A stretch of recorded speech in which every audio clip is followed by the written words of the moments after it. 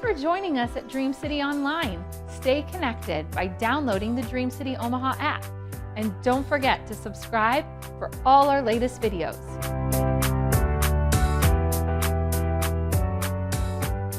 Hey guys, welcome back to Emotional Intelligence, where we've been navigating through the journey of how to steward our souls. Last week, we finished up skills 1 and 2. We've been talking about those personal competency skills, those skills that have to do with me. We walked through self-awareness. We walked through self-management. Now this week, we're going to transition into the subset that's known as social competencies. We're going to begin to look at the other people in our lives. This week, we're going to introduce that third skill of emotional intelligence, which is social awareness. Social awareness, simply put, is defined as our ability to accurately perceive the emotions, desires, motivations, and needs of others.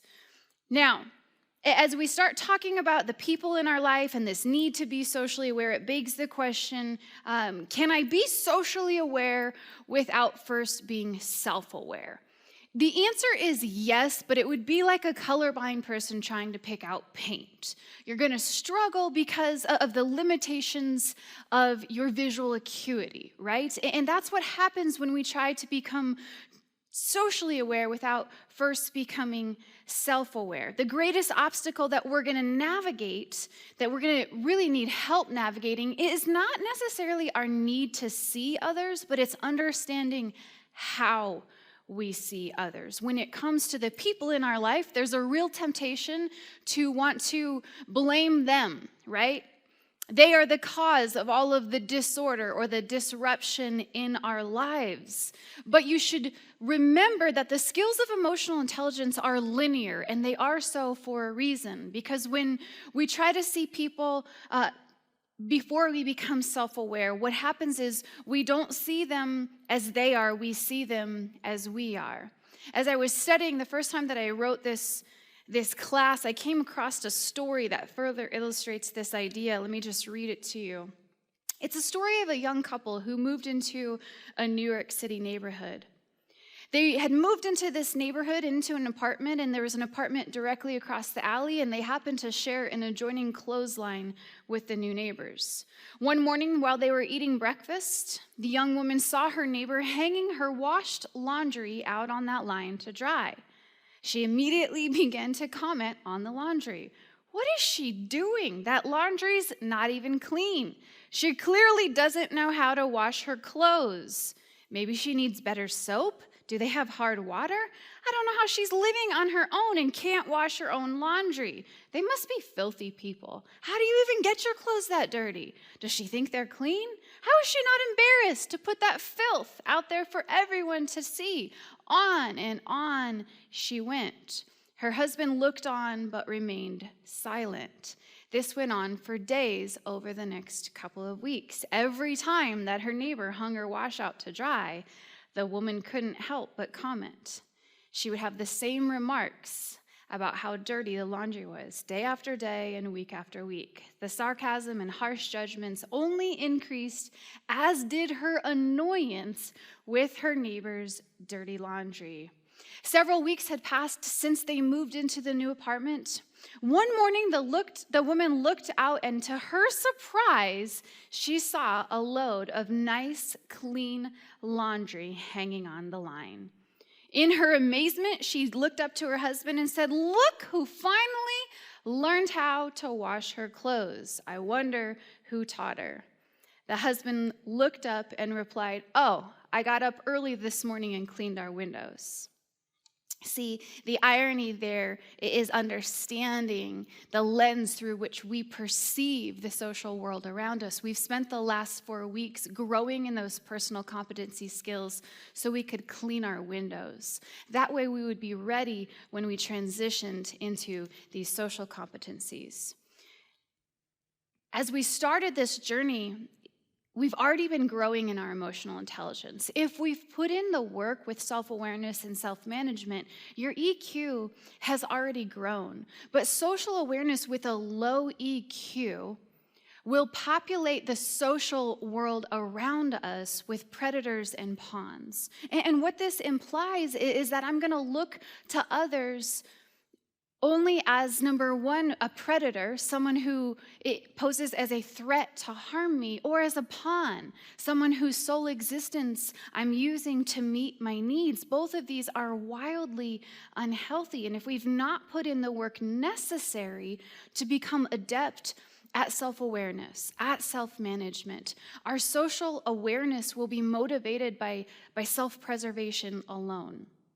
Now, humans are self-preservationists at our core, right? So this is not entirely sociopathic to think of, how can others help meet my needs?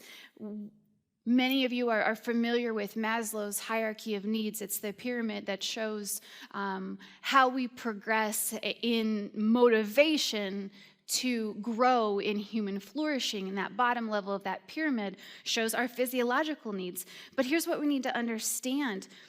Understanding the needs of a human, you see how quickly our needs will involve others. Because essentially, after we get past our basic human needs for food, water, and shelter, our needs will involve others. And so we've got to have a healthy foundation for how to interact with the others in our world. Our existence as humans was always designed for interdependence. We read about this in the account of creation in Genesis chapter 2. We can't and shouldn't aim to avoid this.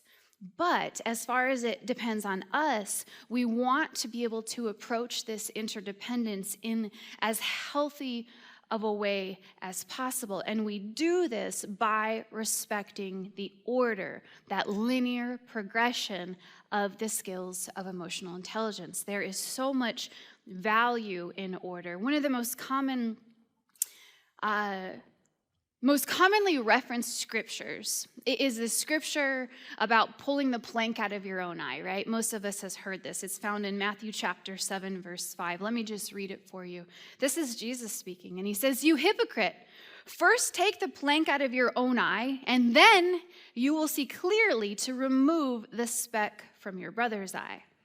Now, again, very commonly referenced scripture. Even unchurched people love to reference this verse typically as a means of deflecting judgment. And yes, like in context, it absolutely encompasses a warning against judging others. But what it reveals about emotional intelligence is even more applicable, especially for our purposes today. See, when Jesus calls out these hypocrites for the planks in their eyes, his objective is to help them understand how their own lack of self-awareness has obstructed their view of others. I mean, imagine it.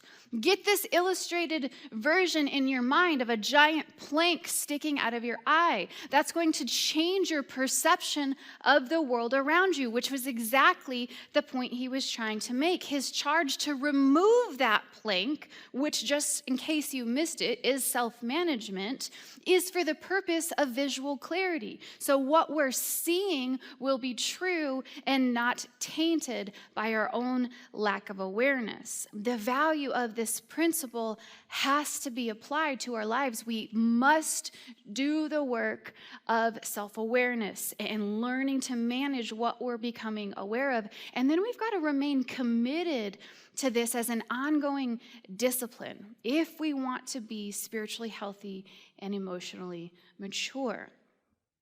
The return on this commitment does not promise conflict-free or drama-free relationships, but it will protect our ability to navigate through those with a greater level of emotional intelligence.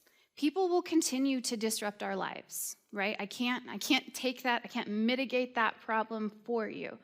But they'll disrupt our lives, but they're far less likely to disorder our lives. And as we transition into social competency skills, you're going to learn. And let me just say it plainly, you can have a healthy relationship with every single person in your life, even if they never change, simply by understanding and protecting the order of the skills of emotional intelligence. Biblically, we see this played out in the story of Judas, right? Judas, the disciple who betrayed Jesus for 30 pieces of silver. Jesus chose this man, trained this man, lived with this man, served with this man, and yet in the end, Judas chose to betray him. Read about this story in Matthew 26. Jesus was not emotionally unaffected by the betrayal, but the disruption around him was not able to create disorder within him. And as it is with us, undoubtedly, we will be influenced by the betrayal, the lies, the disappointment, the backstabbing, so on and so forth. But as long as you protect order in your life, you can protect your life from disorder. Charles Swindoll says it like this: life is 10% what happens to you and 90% how you react to it. Puts a lot of onus on us, doesn't it? See, order is established through hierarchy, and hierarchies operate under authority. In a hierarchy, when it comes, with each level comes a greater measure or a greater level of authority. What is authority? Authority is a delegation of power. What this means is that the power is delegated by the one with the greatest level of authority, okay? What does this mean for our relationship? Well, one of the greatest strategies, the most important, that integral strategy of self-management was what? It went back to understanding our standard of measurement. It went back to understanding what orders every other aspect of our life. What is the thing that we measure progress through? My standard of measurement is what defines who and what has the most power and authority in my life. Scripturally, this is the principle of Matthew 6:33, that whatever we seek first orders or has dominion over everything else, every other aspect of my life. So as we begin to consider the people in our lives and their influence over us, we will be faced with growing levels of self-awareness and new opportunities for self-management when we come to learn that we've given more power and more authority away than we realized. And we'll see this when, again, there's a temptation to blame those around us for the disorder within us. But I've got to learn to regulate the power of others in my life by submitting them and that relationship back to my standard of measurement. Make the adjustments necessary to bring accuracy of operation. But again, those are decisions that begin with me and are not shackled to others.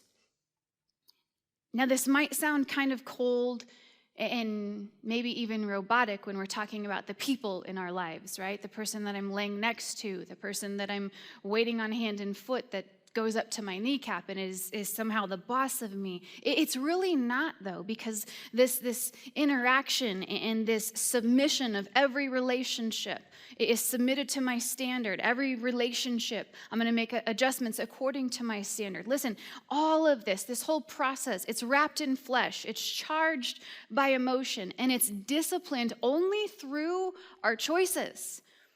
They're hard choices sometimes. Making them doesn't remove the emotion, but it orders the emotion. If you want your feelings to stop being the boss of every one of your relationships, then you've got to come back to this map. Ordering emotions in our relationships is what protects them by cultivating an environment of security and respect, cultivating an environment where my relationships are safe, where I am safe, and I can do this as I protect and value these orders, or the order of these skills. If we understand the order and we set out to start applying them, it's about this time that we begin to ask, is this really necessary? Like maybe you say it's all about me, Angel, and it starts with understanding my own self-awareness and my own self-management. Then is there really a need to add people into this? Is social awareness a necessity? Especially in the area of social media, right? Where I can follow you without actually having to engage with you as a person. I can follow your drama, but not have to be in your drama. Is it the same?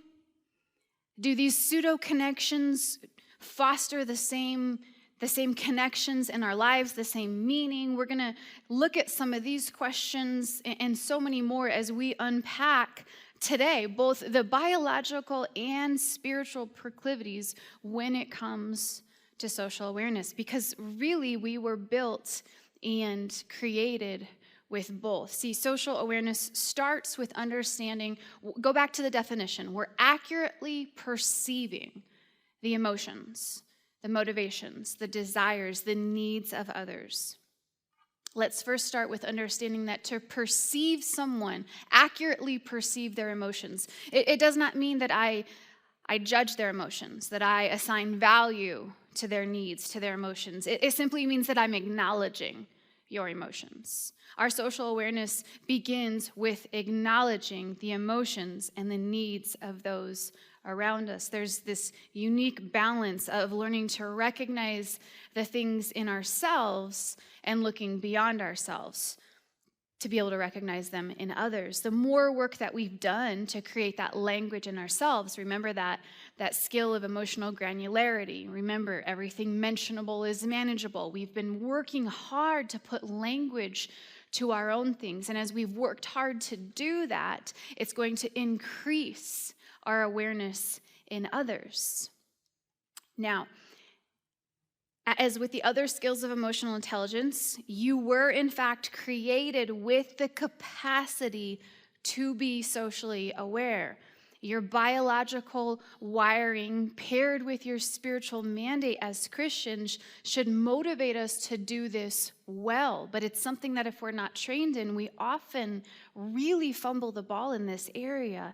And this is where so often our witness is compromised. Our need for connection is so strong, though, that a lot of research now argues that it is as fundamental, in fact, to our survival as are things like food and shelter.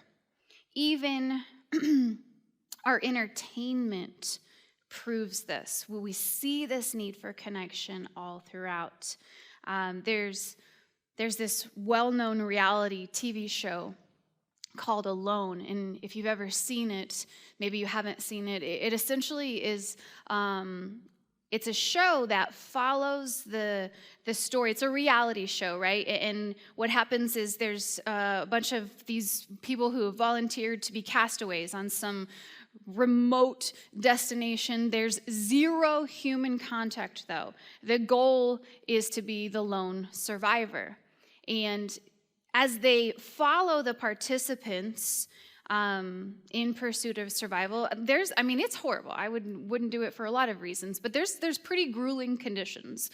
But even those who are able to tackle the environmental, the elemental challenges of finding food, building shelter, surviving the temperatures, all of that, the ones that master that, the reason that they quit comes back to the social connection, comes back to the fact that the solitude is what ultimately led to them ringing the bell and checking out. Research shows overwhelmingly that those who have stronger social connections have better mental and physical health. They're prone to longer lifespans. They display more self-esteem. They have stronger immune systems. They get sick less often. There was a study that they did following chemotherapy patients, and the patients who had someone come and sit with them through the treatments were actually less likely to get sick and more likely to bounce back faster. There was another study that looked at people who had had a heart attack, and those who went home to a meaningful social connection were less likely to have recurring heart attack and even to recover quicker and faster. So we see, again, all around us the need and this, like I said, this proclivity towards meaningful social connection. Biologically, let's look at it, okay? Because we have areas of our brain that are actually committed towards, built for understanding and processing social connection. And social connection is not just being in the same room with other warm bodies. Social connections are what give people a sense of belonging and at least a basic level of feeling understood. So many of our needs for survival are satisfied through that connection. And so it makes sense that we would be biologically wired for this capability. Neuroimaging studies have determined that there are, like I said, specific regions of the brain known as the social brain. And these regions of the brain are what are responsible for processing social information, okay? From birth, we're wired to perceive social cues in our environment, from the voices that we hear, body language. As children get older, gradually it turns into you're reading facial expressions, you're paying attention to breathing patterns, eye contact, body movements, all of this, your social brain is responsible for processing. We develop these skills well into adulthood. A lot of our early childhood environments and interactions play a pivotal role in the development of these regions of our brain. So things like childhood trauma, abuse, neglect, anything like that will significantly impact the functioning of your social brain. This makes things like attachments really difficult. If you've ever read anything on attachment disorders, or if you have more interest in that, go into and look at attachment disorders. This, again, will go back to impairments in the social brain. We've been able to identify that a lot of this social processing happens on a non-conscious level, but it's all part of our brain's desire, our brain's wiring to connect with those around us. It is so fundamentally vital to human flourishing that basically anytime that we're not doing some kind of non-social task, maybe if I'm working on my grocery list or I'm doing something at work, anytime you're not doing those, your brain automatically defaults to the social brain being active, to the social brain being alert and aware of the need to process that type of information around you.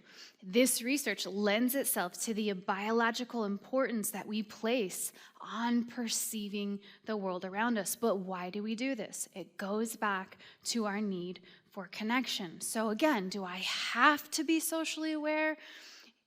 You trying to fight against it is to fight against your human nature.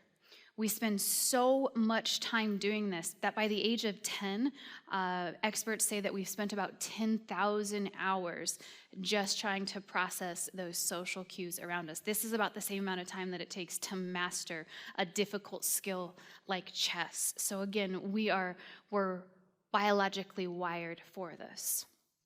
Now, not only does the social brain help us form connections, but it helps us process social pain.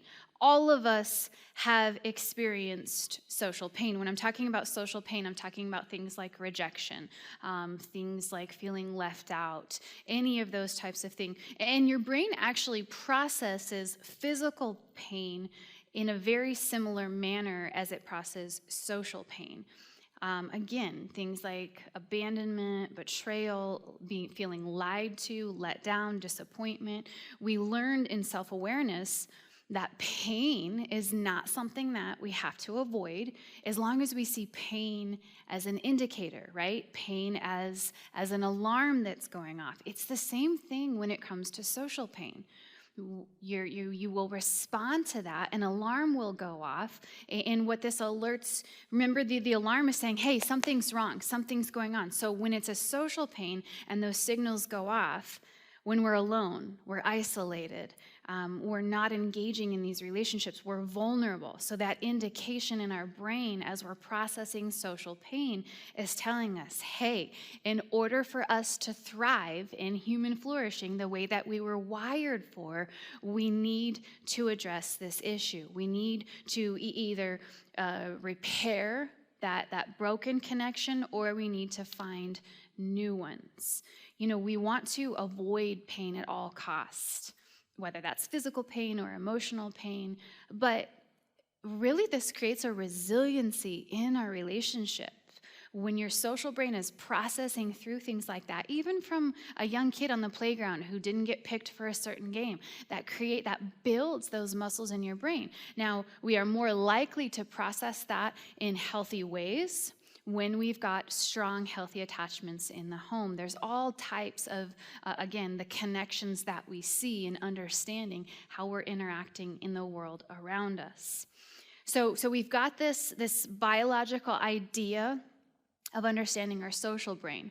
Another biological aspect of understanding social awareness is knowing or learning about the fact that we were built with what's known as mirror neurons. What is a mirror neuron? Again, this is a biological element for our ability of social awareness. A neuron is just a nerve cell that sends messages to every other part of your body, okay? It allows you, neurons are what allow you to do things like blink, talk, walk, eat, essentially everything.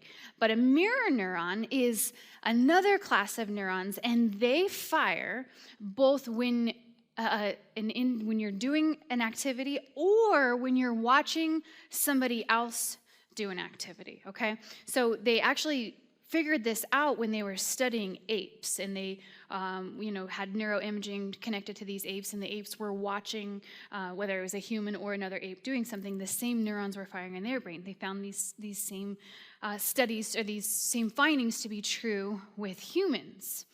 The results show that when people observe certain behaviors being demonstrated, the same neurons that are firing that's necessary for completing the task. So maybe you're watching somebody raise a hand.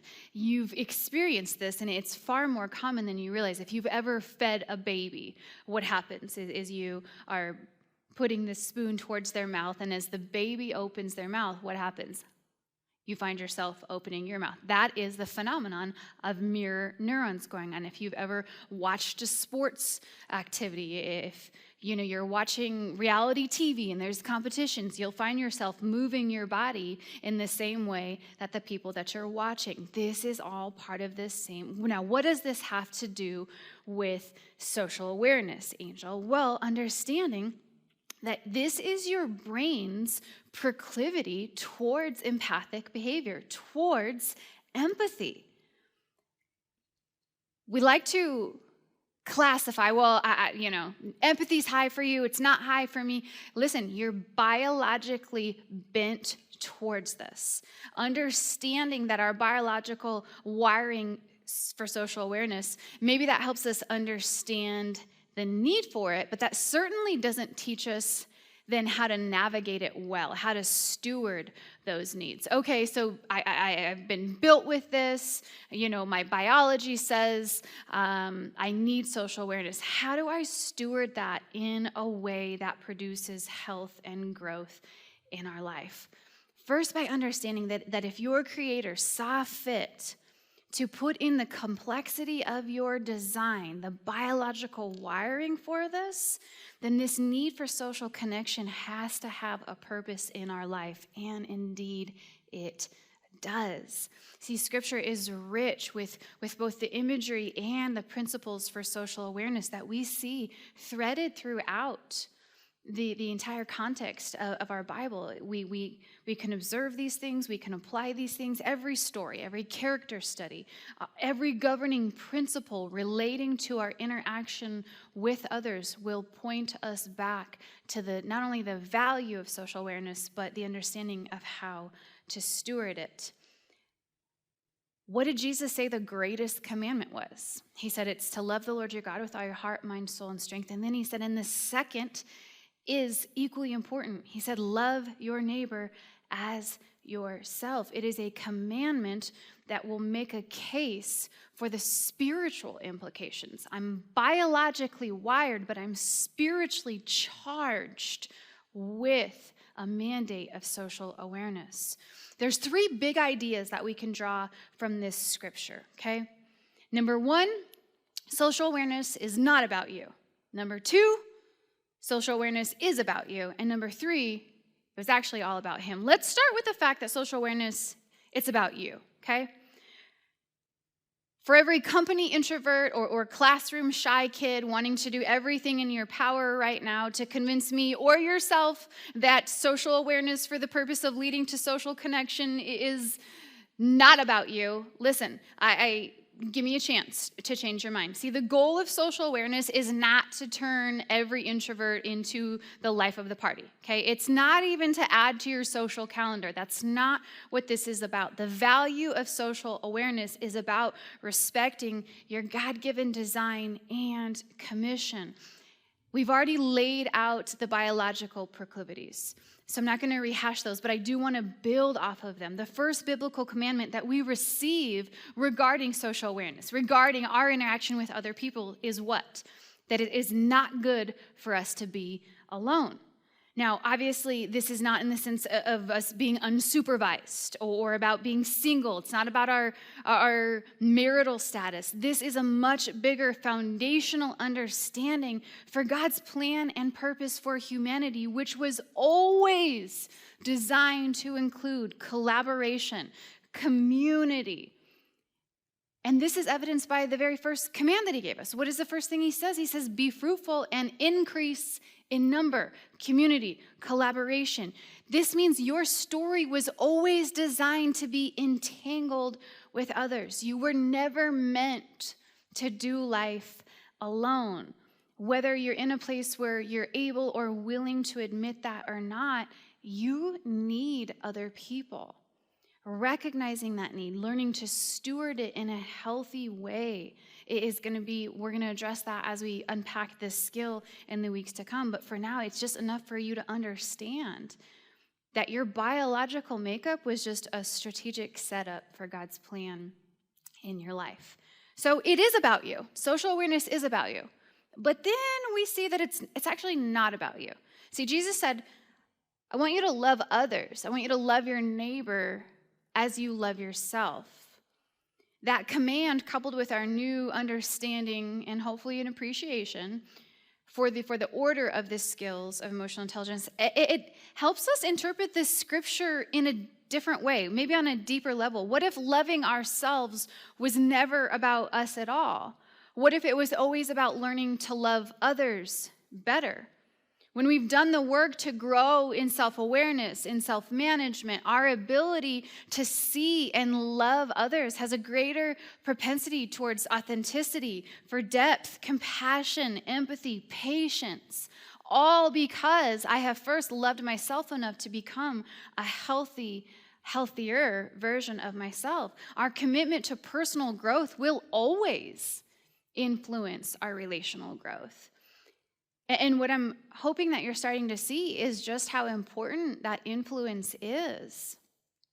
One of my favorite things about walking with people in counseling is the aspect of the access that they give me to those vulnerable places of their life. It's an honor and a burden when someone gives you access to their soul, to their pain. I've always aimed to treat it with the respect that it deserves. But the reason I love it so much is because it's really not about me at all. I just feel so privileged that they would choose to trust me. And there's something so beautiful about watching someone come alive as they learn to let their walls down. There's no other way that I can really describe it, but it happens different in every therapeutic relationship, but inevitably when we're moving in a healthy direction, I'll get to the point where it's like, there you are.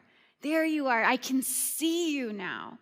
And I can see them with a visual acuity that I would not have been able to do. And that really, this has grown through the years as I've grown in my own emotional intelligence. The way that I see others, the beauty that I see in others, the way that I see their pain has changed so much. Again, I'm always tempted, There you are. It's like I feel like I can see what God put in them when he created them. It's truthfully one of the most spiritual experiences of my life, and those spaces are so sacred. They do take time. They do take intentionality, and they're not limited to therapy, and they're worth all of the effort. And this is not something that is exclusive to a professional. This is available to all of us. Our ability to understand the emotions, the desires, the needs, the motivation of others. It's a biological supplication with a biblical charge. It gives us all the opportunity to see into the souls of others. And it's not something that we approach haphazardly. And it's not something that we approach with selfish intent. In Philippians chapter 2, verses 3 and 4, the Bible says this: do nothing from selfish ambition or conceit, but in humility count others as more significant than yourselves. It's not about you. He goes on to say, let each of you look not only to your own interests, but into the interests of others. This message is one of hundreds of biblical charges for social awareness. In the New Testament alone, anytime we read about bearing with one another, praying with one another, encouraging, whatever those one another's are, those are all biblical commandments for social awareness. So it is about you, but it's not about you, and really, it was always about him. We live in an era where it's commonplace dialogue or rhetoric to make the good news of Jesus all about us, right? They call it the man-centered gospel. And I have no desire to promote emotional intelligence as a means of deluding us into thinking that the story could possibly end with you or with me. It was always, will always be about the one who is, who was, and who is yet to come, Jesus Christ, the living God. Emotional intelligence is simply the language that the world created that I'm using the church to put her soul back in check. See, the difference between social awareness from a worldview and social awareness from a biblical view, it really comes down to who is exalted in the process. As Christians, becoming socially aware should remind us that we are not the stars of the show. Whether we're growing in our self-awareness, our social awareness, everything we do to bring him glory. John Piper characterizes the glory of God as this. He says it's the beauty and the excellence of his manifold perfections. It's an attempt to put into words what God is like in his magnificence and purity. It refers to his infinite and overflowing fullness of all that is good. This characterization of glory, and glory is one of those things that's hard to define. We hear it a lot, but this characterization, it humbly reminds us that becoming more aware of neither ourselves or others can add to God's glory. But I do believe that it increases our capacity for both seeing it and sharing it. See, God chose to create mankind in his image, which means that there's expressions of himself that he reveals to me through others as I become socially aware. I get to experience more of him.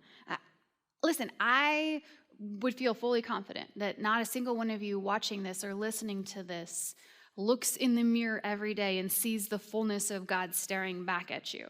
But have you ever considered how much of him you're missing out on because you're too busy, too distracted, too overwhelmed, too unaware to see people, to really see people? See, you guys, as we begin this second phase of emotional intelligence, I want you to see that stewarding your soul is about so much more than your emotions. It is an invitation to experience more of God through his created beings, but not just to see, not for sight's sake, but to see what he sees. Emotional intelligence was never simply about mental health. It was always about him. And so as we've laid this foundation that yes, I am biologically wired for this, I'm also spiritually mandated towards it, this week, open up your eyes to see the glory of God all around you. Next week, we're going to unpack some very practical strategies on what it looks like to steward this. Okay, yes, I was built for it. I'm aware of it. I'm charged to it. But how do I do it and do it well? So stay tuned. Next week, we'll unpack some of those strategies together. I'll see you then.